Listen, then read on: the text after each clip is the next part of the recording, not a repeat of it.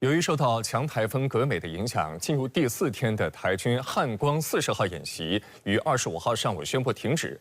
此前一天，演习就已经因台风而取消了许多科目。针对台军汉光演习宣称提升台军动武的所谓合法性和正当性，国防部发言人张小刚大校回应称，民进党当局蓄谋把台岛当战场，妄图以武谋独、以武拒统，最终是绝路一条。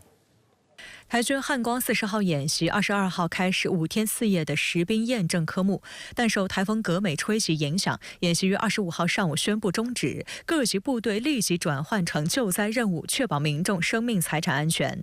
实际上，汉光演习近2天就已经有诸多科目因格美而取消。台防部门发言人称，演习前已将台风可能产生的影响纳入计划里，演习整体是依照统裁部门训令以及天然灾害应变作业程序执行分配。外界注意到，今年的汉光演习采取本岛实兵不实弹、外岛实兵实弹方式，同时聚焦无剧本实战化演练，还首次发布部队交战规则协行卡范本，以提升台军动武的所谓合法性与正当性，并演练境外物资接转等科目。对此，国防部新闻发言人张小刚在25号的例行记者会上一针见血地指出，民进党当局穷尽各种伎俩，妄想给分裂活动披上合法正当外衣，这不过是自欺欺人而已。民进党当局蓄谋把台岛当战场，把人民当肉盾，妄图以武谋独、以武拒统，完全是不自量力，最终是绝路一条。近日，台媒还披露了台首艘自制潜艇的最新动向。据称，这艘名为海鲲号的潜艇在获取关键配件光电潜望镜后，再次出污入水，下一步将进行细薄测试。需要指出的是，潜艇制造项目始于蔡英文执政时期，是民进党当局鼓噪所谓防务自主政策最具代表性的项目，但从立项到下水，丑闻不断，备受岛内舆论批评。造再多的武器，买再多的装备，都是劳民伤财，装点门面。海鲲如果用于以武谋独，则早晚都是解放军的网中之鱼。台当局近日还热炒大陆对台海及周边地区的灰色侵扰与日俱增。台防部门新增英语广播方式驱离大陆军机，并首次发布大陆火箭军试射和海警船台岛周边活动情况。张小刚表示，这些都是民进党当局哗众取宠、吹哨壮胆的伎俩。解放军的行动不惧任何侦察干扰，我们捍卫国家主权安全和领土完整的决心意志坚定不移。值得警惕的是，台海局势风高浪急，也有美国在背后搅局因素。美军参联会主席布朗近日大放厥词称，若中美因台湾问题爆发冲突，对击败中国信心十足。美媒称，由美国纠集多国在夏威夷周边举行的环太平洋2024军演针对性十足，其中一个科目是击沉4万吨2栖攻击舰，该舰相当于一艘准航母，也是美国海军当前用于击沉演习的最大吨位靶舰，被外界解读为是向中国示威。对此，中国亮明态度：如果想拿军演来吓唬中方，或者对中方搞血缘恫吓，那完全是痴心妄想。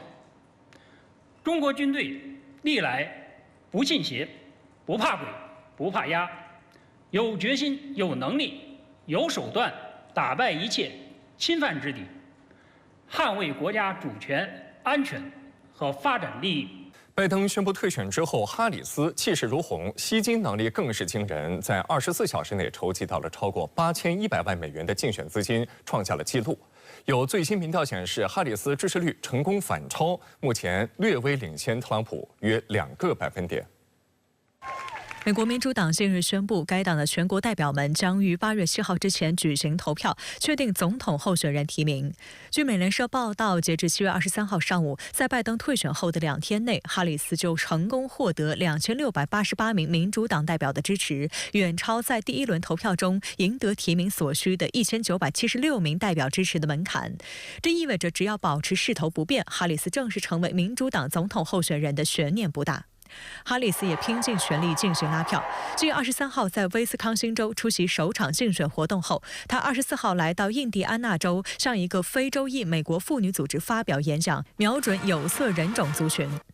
We share a vision for the future of our nation, a future where every person has the opportunity.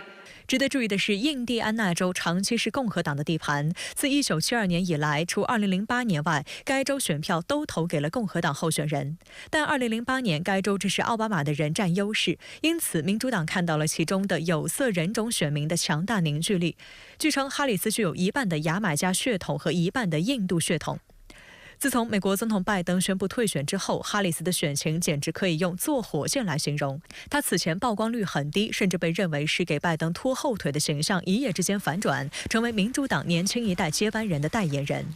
哈里斯获得支持的程度远超此前外界预期，尤其是他的吸金能力让特朗普都要惊掉下巴。哈里斯的竞选团队22号宣布，就在拜登宣布支持哈里斯参选后的24小时之内，他们一共筹集到了8100万美元的竞选资金，不仅成为今年美国大选双方阵营已经公布的最高数字，更创下了美国总统竞选史上单日最高筹款金额的记录。美民主党数字战略家肯尼斯·彭宁顿评价称，这可能是民主党历史上最伟大的筹款时刻。美国《华盛顿邮报》援引该团队称，截至24号，新募集到的资金总额已将近1.3亿美元，超过拜登此前在整个5月里募集到的资金总额。加上拜登宣布退选后转到哈里斯名下的约9600万美元，这个庞大的竞选资金池将成为他挑战特朗普的强有力后盾。报道称，支持者中就包括民主党最大金主之一、美国媒体大亨麦克·布隆伯格、领英联合创始人里德·霍夫曼和金融大鳄乔治·索罗斯之子亚历山大·索罗斯。报道援引一名长期为民主党募捐的谷歌公司前高管称，过去几周内，在拜登选情糟糕的情况下，包括他本人在内的大多数民主党捐款人都几乎瘫痪了，手里的资金没有流向任何地方。好在如今闸门已经打开。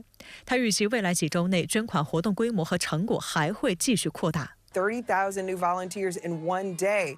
So to me, it just suggests that there's a level of excitement, enthusiasm. Folks think that she's ready. She's a partner to the president and his accomplishments. 更出人意料的是，哈里斯接棒也激发了选民的登记热情。由于美国投票率常年维持在60%上下，因此新增选民的倾向十分关键。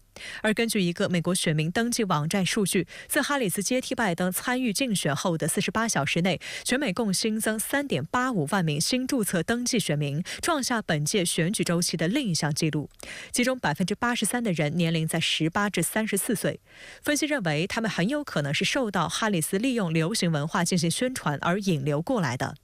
路透易普所的最新全美民调显示，哈里斯以44%对42%的微弱优势领先共和党候选人特朗普，这也是本次大选启动以来的罕见反转。根据同一天美国有线电视新闻网媒体的联合民调，哈里斯以45%对46%基本与特朗普持平。观察指出，无论如何，这一数字都远胜于拜登此前与特朗普的悬殊差距，体现出哈里斯巨大的选举能量正在激发，他正以超出外界预期的方式引领民主党选情。就在选情焦灼之际，特朗普的当红搭档万斯却在首次个人竞选活动上露了怯。当地时间22号，万斯前往俄亥俄州，在自己的高中母校进行了一场围绕工人选民展开的竞选演讲。在吐槽民主党会给任何事都扣上种族主义的帽子时，他试图引用生活中的例子讲一个笑话，没想到这个包袱完全没响。 Well, they say it's racist to do anything. I had a Diet Mountain Dew yesterday. And one today. I'm sure they're going to call that racist too, but. 据美媒介绍，激浪是一种深受当地美国底层白人喜爱的柠檬汽水。万斯试图用这个例子来拉拢美国贫穷白人群体，也就是他的畅销书《乡下人的悲歌》中描述的他的朋友们，却没想到现场只响起了零星的笑声。万斯只能通过自己的笑声来缓解尴尬。It's good. I love you guys. 这段被一些美国网民评价为尴尬到脚趾抠地的演讲翻车视频片段，随后在社交媒体上疯传，更被不少脱口秀节目当作调侃材料。Oh, buddy, you sound like a groom who invited only coworkers to his bachelor party. I love you guys. Thanks for coming to my mom's house. Hey, should we get a little crazy and order another round of Diet Mountain Dew? If the Democrats let us, am I right? Where's everybody going? 观察指出，万斯的从政经历很短，道行尚浅，缺乏竞选集会的历练。实际上，他短短的参议员生涯，此前也并不怎么受共和党资深议员们的待见，认为他的问政瑕疵很多。有媒体认为，特朗普并非不知道万斯的短板，但是他不在乎，他需要的是一个不会抢走自己风头，并对自己崇拜有加的后辈。这种心态，在他此前参加电视真人秀节目《学徒》时期起就表露无遗。He liked me, maybe more than anybody liked me. Really? Really? Vance likes Trump more than anybody else? Is that true? Yes, of course. Makes sense. 当地时间24号，美国总统拜登在白宫发表全国讲话，回应退出竞选连任。宣布退选后，拜登也首次就余下的任期内的重点工作作出表态。他表示将更加专注于北约和亚太。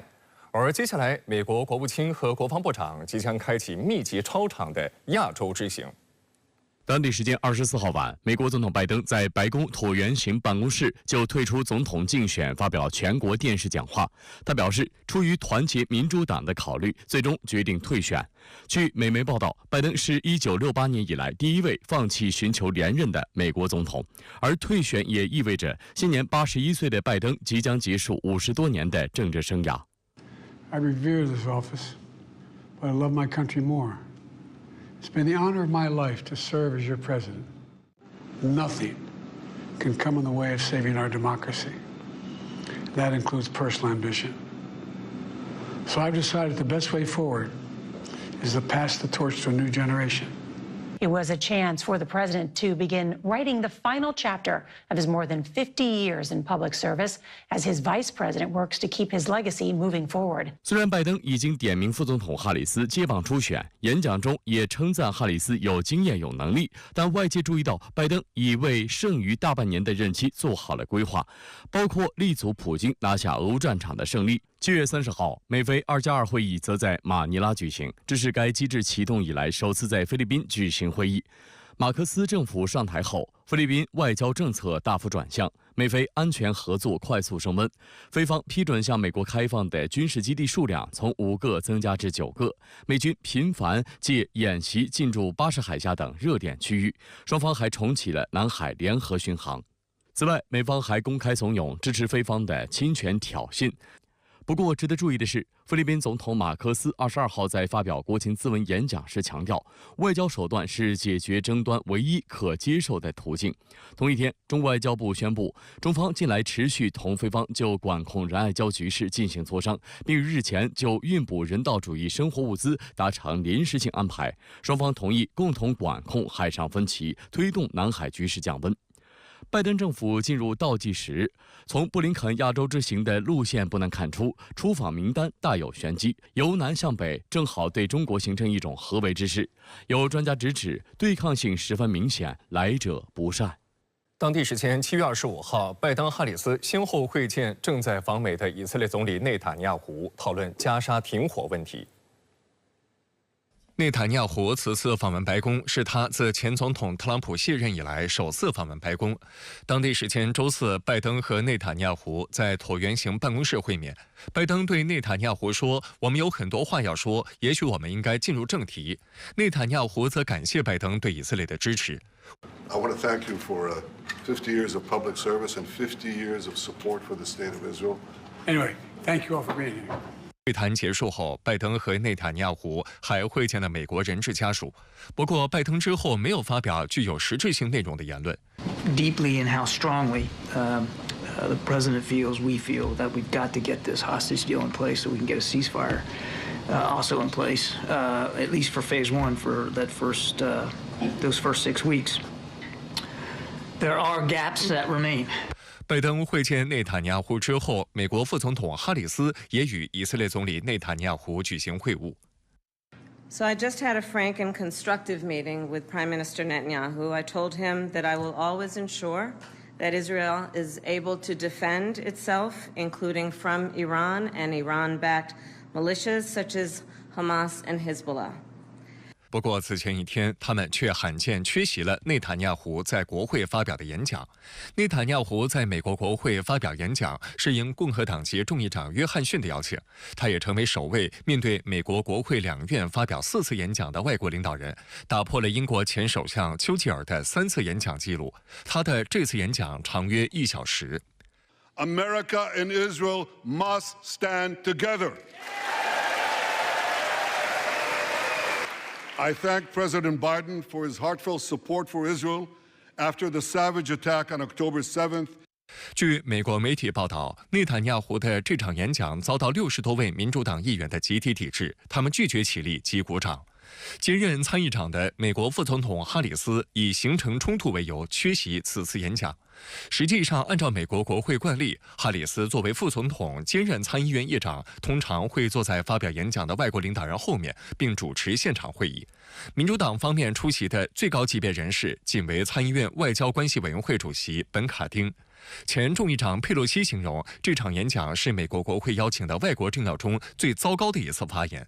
而共和党方面，特朗普的竞选搭档万斯也以参加竞选活动为由缺席。此外，内塔尼亚胡演讲当天，还有几千名支持巴勒斯坦的抗议者在美国国会大厦附近举行示威活动，谴责以色列在加沙地带发动战争，抗议美国政府偏袒以色列。部分抗议者与警方发生冲突。I'm coming here to protest Netanyahu visiting here. I'm a tax-paying U.S. citizen, and I can't believe that my taxes are continuing to fund a genocide. I think that's unacceptable. And I can't believe he's here asking for more money when there are people literally dying. 大批抗议者高举着反对以色列入侵加沙的标语，并称内塔尼亚胡是战争犯，称他多次破坏停火谈判进程，并因此阻碍人质回家。It's a disgrace. It's a disgrace to, and honestly, it's a slap in the face to not just the Arab American community in America, but all people, all people. We shouldn't be giving our money to another foreign government to bomb innocent people. Yeah, he's a war criminal. He should be in jail. 有分析指，在余下的任期内不会有连任压力的拜登，将会把更多精力锚定在对外政策上。For the next 6 months, I'll be focused on doing my job as president. We'll keep NATO stronger, and I'll make it more powerful and more united than any time in all of our history. I'll keep doing the same for our allies in the Pacific. 值得注意的是，在此次演讲中，拜登还谈到中国。他说：“在我上任时，传统观点是中国必然超越美国，但现在不是这样了。”有分析认为，这是拜登在提醒美国人自己的对华政策很成功。在当天的白宫记者会上，有记者提问称，拜登可能将成为自卡特前总统以来首位没有在任内对中国进行访问的美国总统。白宫发言人皮埃尔回应称，拜登政府非常慎重对待中美关系。中美元首去年11月进行了会晤，双方高级官员也进行了多次互访，未来这样的高层互动还将持续。We want competition without conflict. So we have also had a number of cabinet secretaries. We've spoken to that. 这一届政府，我认为是表达出美国的这种政治外交上的对华政策方面的两面性很突出的一届政府啊。一方面，他们也在谈论跟中国的合作，但是在竞争方面，我们也看到在加剧。与此同时，就在美国大选一片混战中，美国国务卿布林肯开启了任内最长的一次亚洲之行。从7月25号到8月3号，布林肯将先后访问越南、老挝、日本、菲律宾、新加坡和蒙古国。访问老挝期间，布林肯将出席东亚合作系列外长会。在日本，布林肯将与美国国防部长奥斯汀会合，共同出席美日外长防长2+2会谈，并参加美日印澳4国外长会。此外，奥斯汀还将出席在东京举行的美日韩防长会。随后，布林肯与奥斯汀将一同前往马尼拉出席美菲外长防长2+2会议。美国国务院表示，这是布林肯在国务卿任内第18次访问印太地区国家，也是时间最长的一次。有分析指，布林肯超长亚洲行显示，拜登政府正全速推进亚太布局。It's to reiterate the relationships that have already been established between the United States and Indo-Pacific allies. It's what the State Department describes as a lattice work of relationships, meaning everything from bilaterals, trilaterals, through to groupings. 其中，计划于7月28号举行的美日2+2会议将重点讨论进一步升级联合指挥体系的具体方式和共同生产武器装备两大议题。此前，日本首相岸田文雄对美国进行正式访问，两国领导人宣布提升驻日美军司令部的等级，使双方实现无缝化的合作。 We're modernizing command and control structures, and we're increasing the interoperability and planning of our militaries so they can work together in a seamless and effective way. This is the most significant upgrade in our alliance since it was first established. 今年4月，美日还宣布成立军工产业委员会，评估双方联合研发和生产武器装备的优先领域。据路透社报道，美日2+2会议将讨论两国联合生产爱国者防空系统的具体方案。有分析指，三菱重工在美国洛克希德马丁公司的授权下，每年可生产30枚爱国者系统拦截弹，未来有望增加到60枚。 バイデン政権はですね、日本との関係では比較的うまくやってきた。一つはですね、そのバイデン政権は同盟重視というスタンスなんですね。その継続がハリス副大統領の路線ですから、まあ比較的やりやすいということなんですね。一方でトランプさんはですね、対日政策の方が言うと、その防衛費も増やせということもありますし、交渉はですね、その同盟国と一緒にやるというより。